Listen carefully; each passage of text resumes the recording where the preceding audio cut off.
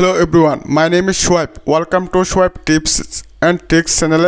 আমাদের কাছে Redmi 9 অথবা Redmi 9 তো Redmi সিরিজের যে কোনো মডেলের যদি মোবাইল থাকে আপনারা কীভাবে অটো চেঞ্জ ওয়ালপেপারটি অফ করবেন আজকে এই সেটিং নিয়ে কথা হবে। আজকে আমি এই সেটিংয়ের ডিটেলস আপনাদের দেখিয়ে দেবো কীভাবে অফ করবেন, কীভাবে অফ করবেন, কীভাবে অন করবেন, এই সেটিং সম্পূর্ণ দেখিয়ে দেবো।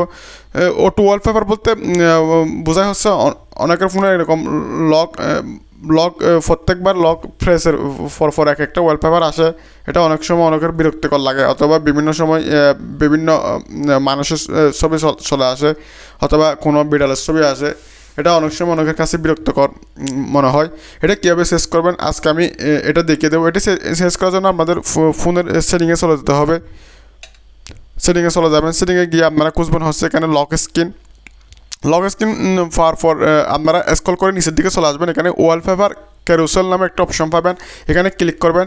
এখানে ক্লিক করার পর আপনাদের এখানে ওয়ালপেপার ক্যারুসেল অপশন এখানে টার্ন অন একটা অপশন পাবেন। এখানে দিলে আপনার অটোমেটিকলি এটা অন হয়ে যাবে, টার্ন অফ হয়ে যাবে। শিওরে ক্লিক করবেন, এটা অফ হয়ে গেছে অটোমেটিকলি। টার্ন অফ, নো থ্যাঙ্কসে দিবেন। তারপর এখানে আপনার ওপিনিয়ন্স হবে, the content is not interesting, কোনো একটা দিলে আপনারা এখানে জমা দিয়ে দেবেন, সাবমিট দিয়ে দেবেন। তো আমি যেহেতু ইন্টারেস্টিং না, এটা সাবমিট দিয়ে দিচ্ছি অলরেডি। তো এটা অফ হয়ে গেছে। এখন হচ্ছে পাওয়ার বাটন প্রেস করবেন, দেখবেন ওয়ালপেপার শেষ হবে না। এখন আর ওয়ালপেপার শেষ হচ্ছে না, অটো ওয়ালপেপার।